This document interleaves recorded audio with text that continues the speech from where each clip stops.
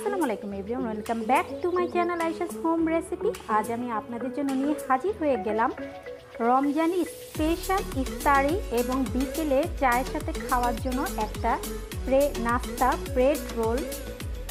এই রেসিপিটা খুবই মজার। আমি ফ্রোজেন করে রাখার পদ্ধতিটাও আপনাদের সাথে শেয়ার করব। এর ভিতরটা খুবই জুসি আর উপরটা খুবই ক্রিস্পি। চলুন ব্রেড রোল বানানোর জন্য এখানে আমি 5 পিস ব্রেড নিয়েছি। প্রথমে আমি ব্রেডের যে সাইডের ব্রাউন অংশটা আছে সেটা কেটে নিব। আমি কিন্তু এটা কেটে ফেলে দিব না। এই সাইডের যে ব্রাউন অংশগুলো আছে এগুলো কিন্তু দিয়ে অনেক রেসিপি হয়, আবার এটা দিয়ে ইচ্ছে করলে আপনারা ব্লেন্ডারে গুঁড়ো করে ব্রেড ক্রাম্ব তৈরি করতে পারবেন। আমি পাউরুটির সাইডের যে ব্রাউন অংশটা আছে এগুলো কেটে নিয়েছি। এগুলো কিন্তু ফেলে দেওয়া যাবে না, এগুলো দিয়ে ব্রেড ক্রাম্ব করা যাবে। একটা বাটিতে আমি পানি নিয়েছি আর এই ব্রেডগুলো আমি পানিতে একটু ভিজিয়ে নিব। যখন একটু সফট হয়ে আসবে এ পর্যায়ে আমি যে এক্সট্রা পানিটা আছে এইভাবে চিপে ফেলে দিব। তারপর সবগুলো ব্রেড এইভাবে এরকম সফট করে নিব। ব্রেড রোলের জন্য এখানে আমি 2টা আলু সিদ্ধ করে নিয়েছি, তারপর খোসা ছাড়িয়ে নিয়েছি আর পাশে ব্রেডগুলো আছে। প্রথমেই আমি আলুগুলো একটু ম্যাশ করে নিব।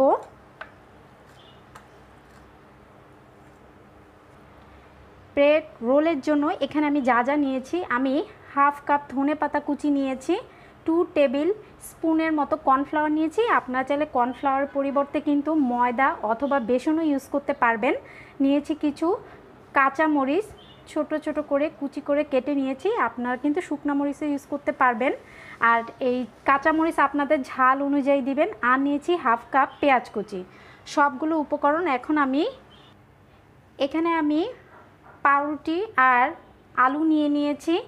এখন আমি ধনেপাতা কুচি, তারপর কাঁচা মরিচ আর পেঁয়াজ কুচি দিয়ে প্রথমেই খুব ভালোভাবে এগুলো সবগুলো উপকরণ মেখে নিব। আর স্বাদ মতো লবণ দিয়ে দিব, 1 টিস্পুনের মতো লবণ দিয়ে দিব। আপনাদের টেস্ট অনুযায়ী লবণটা দিবেন।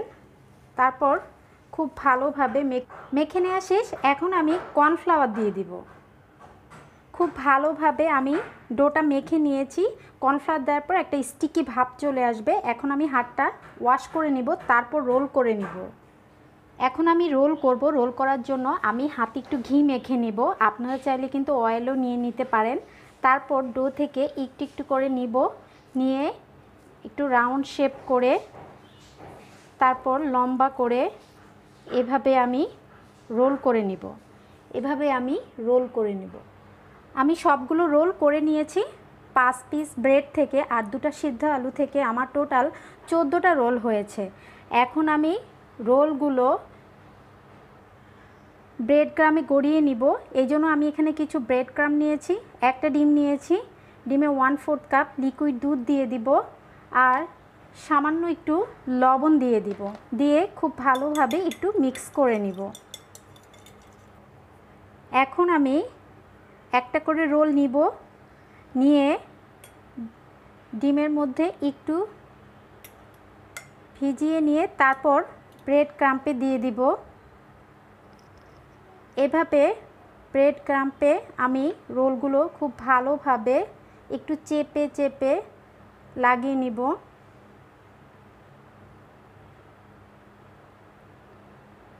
সবগুলো রোল এভাবে আমি ব্রেড ক্রাম্বে গড়িয়ে নিব।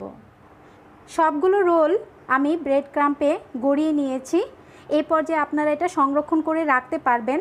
একটা এয়ারটাইট বক্সে করে আপনারা এটা ডিপ ফ্রিজে রেখে দিবেন। যখন এটা আপনারা ভাজবেন বা খাবেন বিকেলের নাস্তায় অথবা ইফতারির সময়, এটা 5 মিনিট আগে নামিয়ে তারপর ডিপ ফ্রাই করে নিলেই হয়ে যাবে।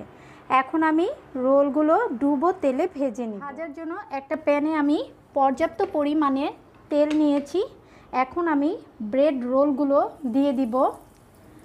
চুলার আঁচটা কিন্তু একদম লোতে থাকবে, কারণ আমি যদি চুলার আঁচটা হাইতে করে দিই তাহলে কিন্তু রোলগুলো পুড়ে যাবে। আর এটা কিন্তু আলু দিয়েছি আমি এই রোলে, আলু কিন্তু সিদ্ধ করা, এটা ভাজা হতে সময় লাগবে না, 3 থেকে 4 মিনিটের মতোই এটা ভাজা হয়ে যাবে।